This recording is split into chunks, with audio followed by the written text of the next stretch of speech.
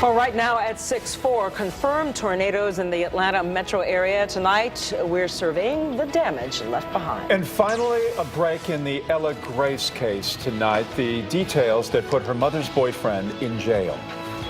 Dramatic video obtained by 11 Alive News shows why it's so important to take over when there is a tornado warning. Students at Buckhead Charter School regularly hold what are known as tuck and duck drills, and that experience has paid off. Valerie Hoff has video of what was going on just outside Atlanta Classical Academy when students were safe inside a windowless room.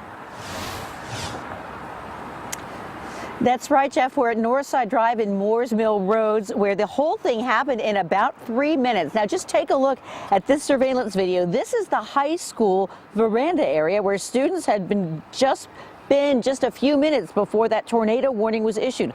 All of a sudden, the winds pick up and leaves, debris, and schoolwork go flying. Another security camera also at Atlanta Classical shows a tree toppling over onto school property and actually falling and hitting that camera.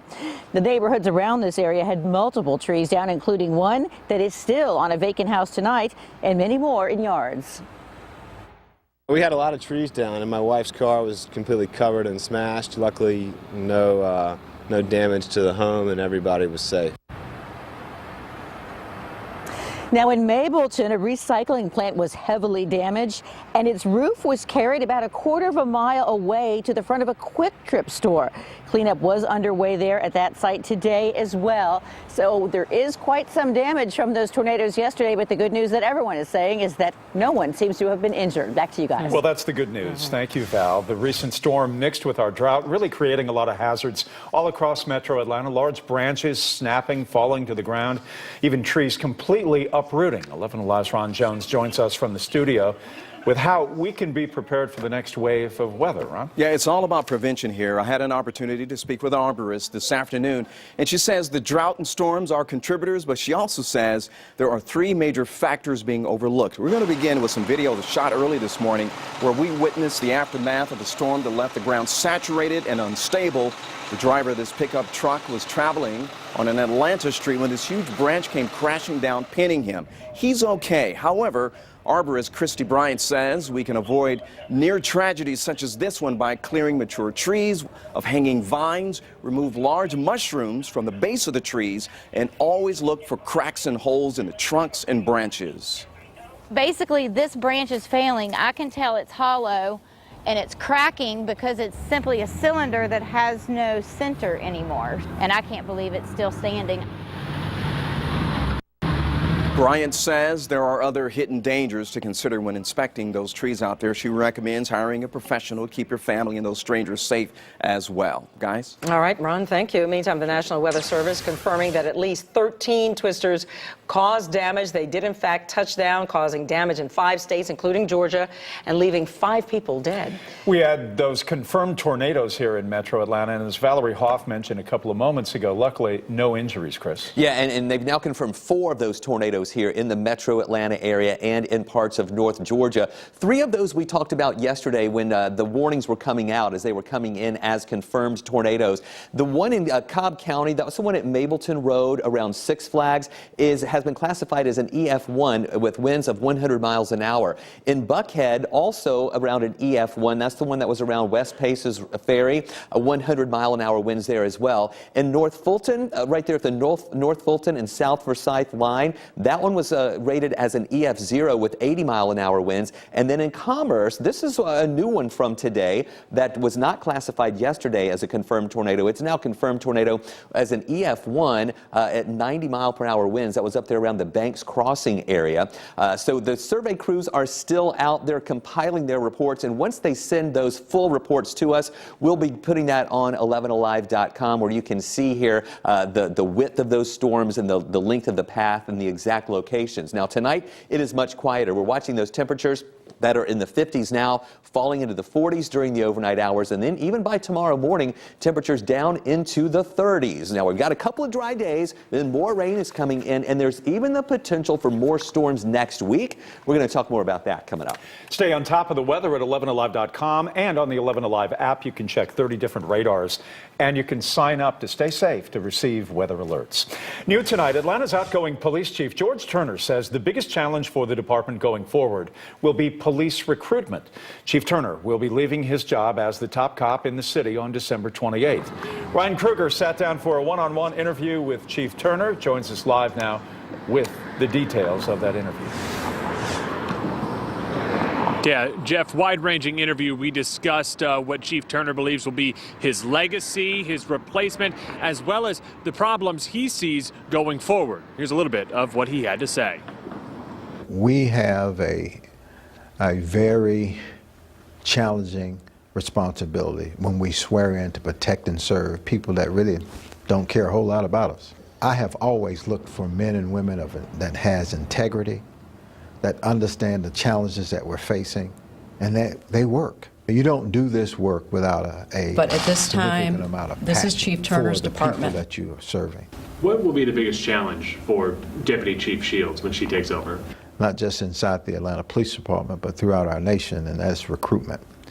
We are struggling right now to recruit to our ranks. That's happening all over the country. We've got to find a way to educate kids in urban cities, to keep them in school, and ultimately find a way to give them means that they don't feel like they have to hit people in the head and take things from folk.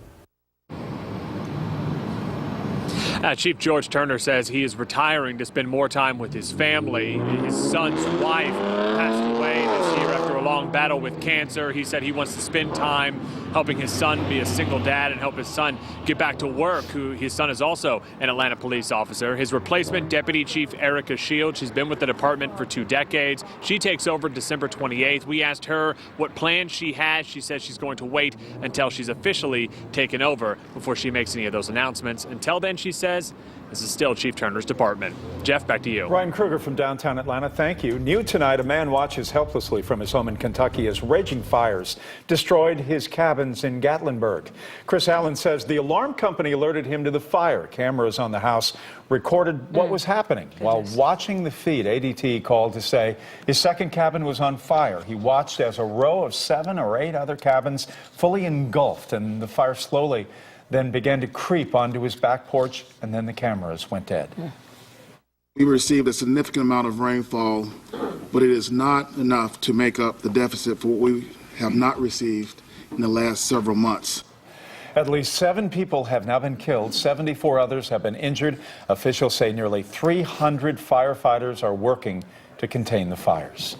Oh, we're following new developments in a tragic case of a 21-month-old who was sexually abused and then murdered.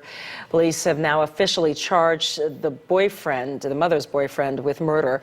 Ella Grace died October 30th, 2 days after being airlifted to Eggleston Children's Healthcare of Atlanta. Upon examination, it was first noticed that she had possibly been sexually assaulted and had severe head trauma. Dustin Putnell, the mother of the toddler, her boyfriend, is now charged in the death. His charges include not just felony murder, but also 2 counts of aggravated child molestation and aggravated battery as well. Meantime, the investigation is still ongoing in the case. Also new tonight, a 24-year-old, Tariq Hall, is charged in the death of a 20-year-old woman, Ashley Mays. Police say he raped and sodomized and strangled her, leaving her body inside a motel room. Body was found last month at the Quality Inn on Snapfinger Road. Hall is also charged in a separate sexual assault case that happened 7 days before May's body was found.